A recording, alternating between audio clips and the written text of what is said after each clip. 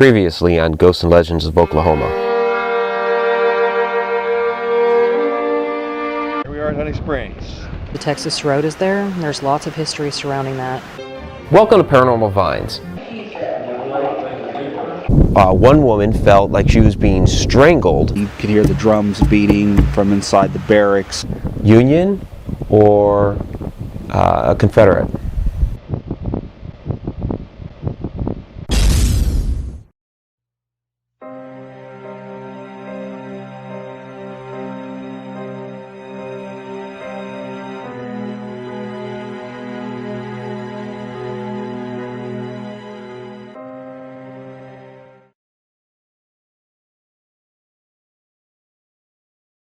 Welcome to another episode of Ghosts and Legends of Oklahoma. I'm your host, author, and Ghostorian Mike Ricksecker. Route 66 is arguably the most famous historic highway in America. Throughout its course through Oklahoma, it's riddled with a number of haunts, but its most haunted is perhaps the strip of highway near Fort Reno. Fort Reno, named for Civil War General Jesse Reno, has served in a variety of capacities over the years, but is most known for being a prisoner of war camp during World War II. Come join me with Society of the Haunted as we explore this paranormal hotspot.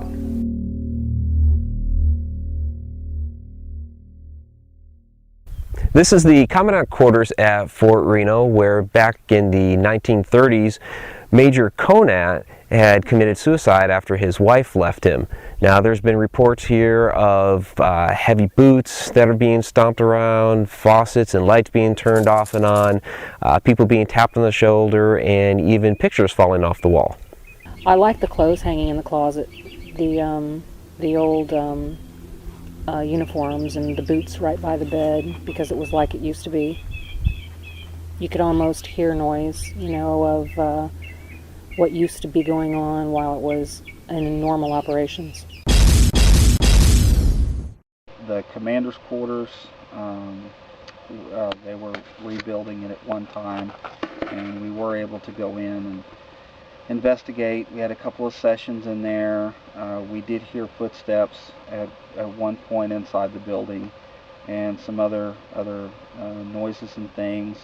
I know one person that was along with us had witnessed a shadow moving up the stairs at one point, and of course we went up, nobody was there.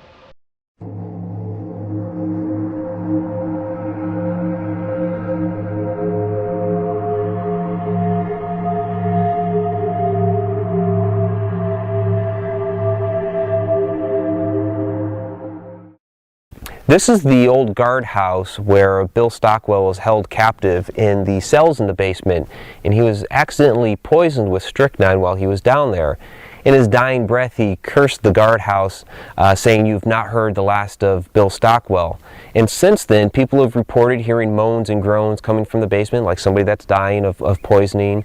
They've heard chains rattling, and even the occasional cry of, "Help me, help me." The guardhouse had several things happen in it where we get a lot of EVP, and there was one room particularly in there that was, it had a smell every time we went in. When I went to the window, there was this air, and it was freezing.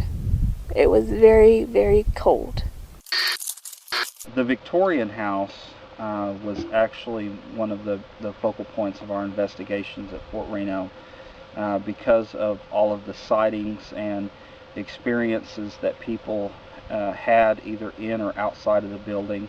One of the more popular of the stories was of the little girl that had been seen in the window. The porch on the Victorian home seemed to be constructed differently. There was remnants of where it appeared like the porch used to be much larger than it is right now, by half practically. As we were walking down the hall, one of the people that was with us, the investigators, had witnessed a shadow dart up the stairs from the hallway, and as soon as that had happened, simultaneously we had received a large spike on one of the EMF detectors that we had was holding, and then also there was a loud noise in the room that was directly across from the stairway. Many parts of historic Fort Reno have yet to be renovated, adding to the eerie, haunted feeling of the location. I mean, I was the first one to go in this deal, and then I was walking around with a flashlight, just looking for different things. And then Kathy found some bones. I found bones, so I'm going to take them home and throw them in my pile of rocks and dirt and goodies. Welcome to Haunted Hoax or Hokey, where you ask a question about whether or not we think something is paranormal, and we give you our opinion on it. Now, for our first episode here, I have a letter from one of our loyal viewers, which reads, I've heard that decades ago there was once a real bear on a ranch that would drink Coke, and now that ranch is haunted. Do you think there's any connection between this bear and the haunting that goes on there? Well, that's an interesting question. What I have here is a soda or pop, depending on which part of the country you're from. Some places down south just call it a Coke, no matter what kind of soda it is. I prefer Pepsi actually, and due to dietary restrictions, I have to lay off the hard stuff. But in any case, this is diet, and it's actually cherry. In any case, I think it illustrates our purposes just fine. This is a soda. Now, I did try to find this bear from this ranch that was drinking, said soda or pop, and I could not find this bear at this ranch. I did, however, come across plenty of computerized polar bears drinking Cokes. Of course, we've all seen that. So my next best thing that was real is this. It's a camel drinking a soda. It's unusual, it's quirky, it's odd, it's definitely not paranormal, so it's hokey. Now, if I were writing a history about this ranch or a biography about the bear, sure, I'll talk about it drinking a Coke, or Pepsi in my case.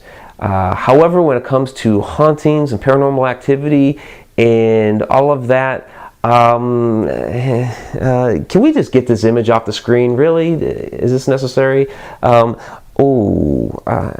didn't need to go there. In any case, if you have a question about something that you think may or may not be paranormal, please go ahead, send it on in, and we'll get to it the next time that we decide to air this segment. Directly to the west of Fort Reno is the Old Post Cemetery, where other strange tales abound.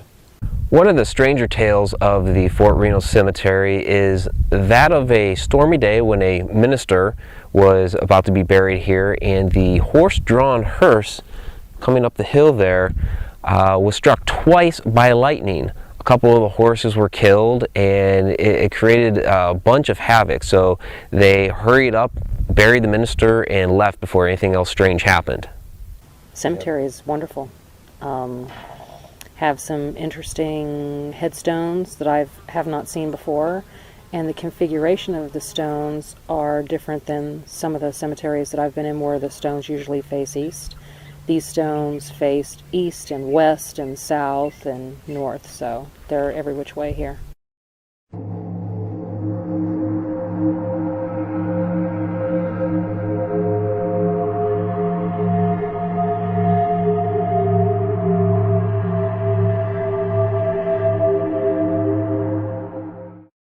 It's also interesting that the POW stones are in a completely separate area, almost like the contained cemetery here is the Christian cemetery, and because they were POWs, they're like consigned to the damned area of the cemetery.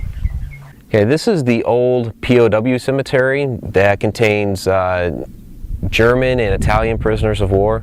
One of them, Hans Seifert, the day before he was supposed to be released, accidentally set himself on fire lighting a gas stove. Pretty tragic ending. Okay, this is the gravesite of Johannes Kuntz, who many of his comrades believed that he was a traitor, and they beat him to death. In fact, right here you can say somebody scrawled in the word traitor right on his headstone. Those that beat him were taken to Fort Leavenworth up in Kansas and were hung there in a makeshift gallows up there. Okay, now I don't know anything about this guy, okay, not a thing, but his last name is Zamboni.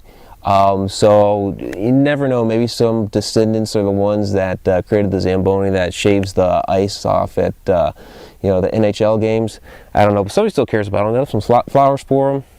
Cool last name. Route 66, the Mother Road. This historic highway, remnants of which serve as vignettes of American lifestyle during the middle of the 20th century, is known to be haunted. A strip of the road near Fort Reno is home to one of its stranger tales.